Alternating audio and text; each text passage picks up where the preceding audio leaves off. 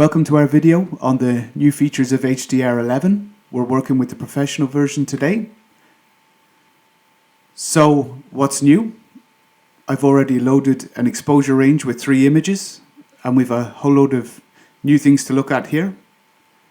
Let's start with HDR Fusion. Let's take a quick look at our 3 pictures just to get us acquainted with the subject a little. So here we have a series of 3 exposures. We're in Iceland right now at Gullfoss Waterfall, a really beautiful location. And the first thing I want to show you is the ghosting correction. With this exposure range, you could say I don't need ghosting correction here at all. But if we take a closer look, particularly at the water down here, we can see there is definitely some movement. And to precisely detect these subtle movements and improve the detection of moving objects, so the water here or any other object, we've put a lot of thought into our algorithms and developed a light direction algorithm. That's not the direction of the incident light, but the direction in which the light moves within the exposure range. The important thing for you is that you just have to click it, activate ghosting correction, then it's calculated, and we can instantly see in this specific area of the river here that the mask in the dark image has predominantly been blanked out. The same applies here for the brighter image. We get a clean ghosting correction even on these fine water movements, and we don't need to worry about anything else. So ghosting correction has had a significant upgrade, but for you to operate, it's exactly the same as before. Nothing has changed. The underlying algorithm just produces a better result. That's the basis for the feature. Let's take another quick look at the algorithms up at the top. Here, for instance, for the AI algorithms, we've trained completely new neural networks that can do their task much better, that deliver more accurate results, and therefore generate a better HDR fusion. And all this is an indicator of the basis for one of the major changes in HDR11, which on the one hand was really about how we could really improve the quality of HDR fusion and the post-processing it involves. So the entire HDR styles area here. Our second focus was on how to integrate spatial depth into the program. Depth, what's at the front and what's at the back. I'll show you that in a moment too. Let's keep working with the HDR styles up here. Let's go through them. We have balanced light and shadow, details, grunge, and aura. Those ones aren't new. The next 2 are. This is monochrome and monochrome deep. So these are HDR styles that were created specially for black and white conversions. And in the HDR styles themselves, if we open the settings here, we can see what exactly has changed. They're preset by us.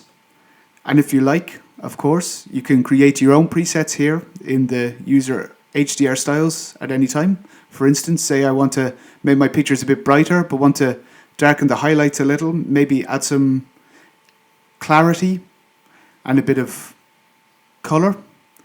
And now we save this user HDR style, our own one, and the icon up here changes. And this HDR style is now permanently available to us. We've also simplified these HDR styles a bit and removed a few sliders, but you still have the same options as before. And all the calculations are now pretty much twice as fast. That means everything in the HDR styles area here has been completely revised, accelerated, and very importantly, improved in terms of quality. And we can see that here in the tone mappings area in expert mode. The AI tone mappings here have all got new neural networks, which are faster and much more accurate, especially for highlights and color distortion. The quality is now much better. So you have even more quality overall because these tone mappings are the basis for all our presets over here. And HDR fused images, firstly an HDR image high dynamic range, and the tone mapping then helps convert it into an LDR image, low dynamic range, that helps us identify everything. Because you couldn't really look at an ADR image as such, it would be very dark and very bright, so extremely high contrast, which is why it's also called a high contrast image. And the tone mapping makes the whole thing visible to us. That's why tone mapping is one of the main features that have been completely redesigned. Now let's move on to the spatial depth, which is found in almost every element of the program. We have two new preset categories, spatial depth and 3D effects. Let's load a new exposure range for this. This is a series of exposures from Malta, and this is a classic Mediterranean alleyway. You always have to wait around a while to get these pictures because you generally don't want anyone in them. Here too, we can go through the styles again quickly. Let's just see what we have. Maybe have a look at it in black and white. It's whatever you prefer.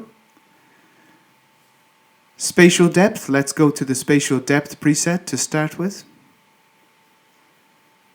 Now we can see light in the foreground. The foreground is lit up. See, it's brighter at the front. At the back, nothing has changed. If I now select the second preset below it, we can see that very clearly because that moves the light to the back. So the program is able to differentiate between front, middle, and back, which is exactly what spatial depth is.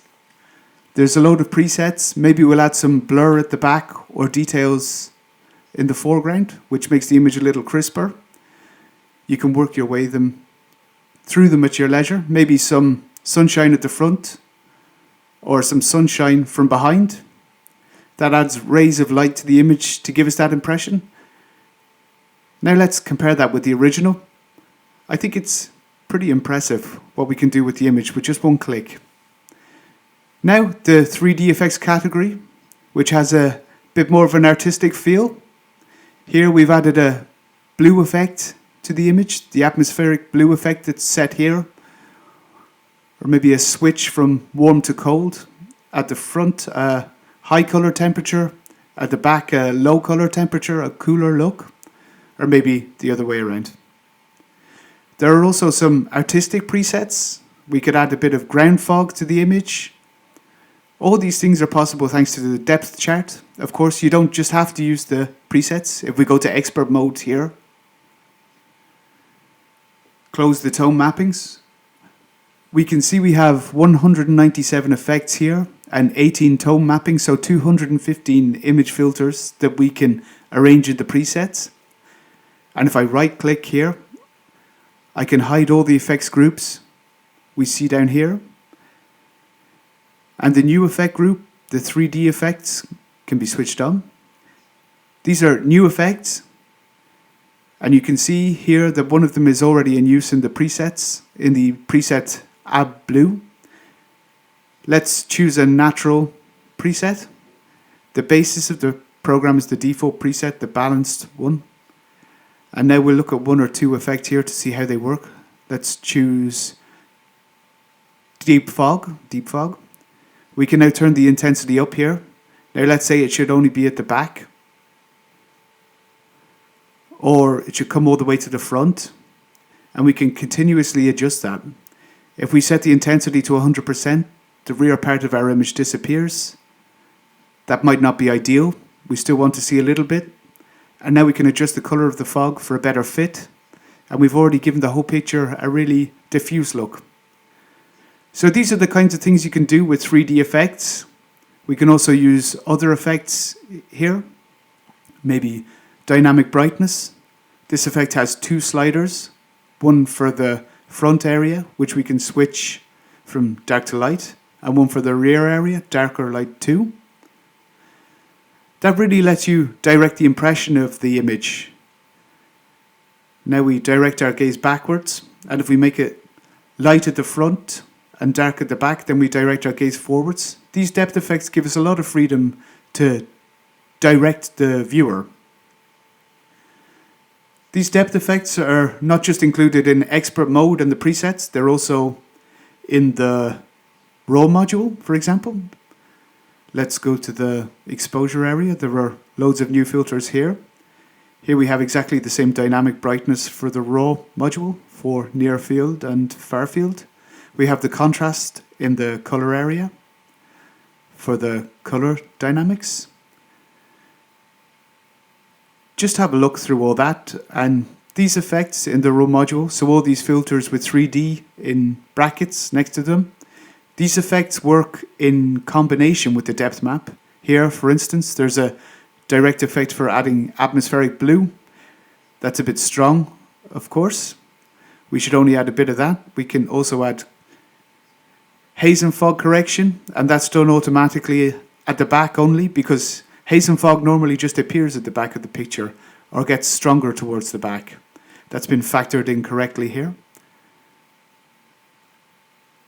That's not just available in the raw module, it can all be found in selective drawing too. You can now generate a depth map directly from the 3D lighting module in selective drawing.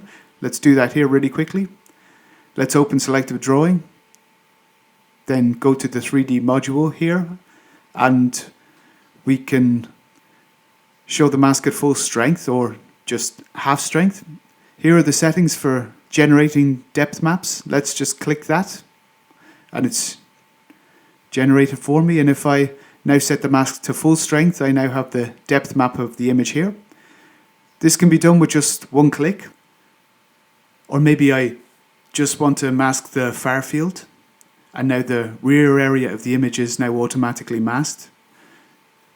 You're free to use this as you please to set various effects.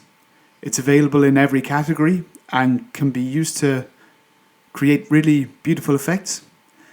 Apart from that, we have these deep effects in area protection, which appears in many of the modules. So this spatial depth is one of the highlights in version 11, as well as the quality. And I'd now like to load another exposure range and show you one more thing that you might find interesting. It relates to very intense HDR looks. We're constantly asked about them. And if you really want to create these very intense looks, I recommend using the category grunge and maybe the preset soft here. And if we combine that with the HDR style grunge up here, we get exactly this very soft, intense HDR look. The whole thing could now be combined with other interesting depth effects. There are loads of other new things here. We've lots of new effects in expert mode, some normal image effects. There are 15 new ones, 7 new AI effects, 4 new masks, and 11 new layer calculations. It's impossible to list them all. We'd be sitting here for hours, and you probably want to try them out for yourselves. So you just go for it.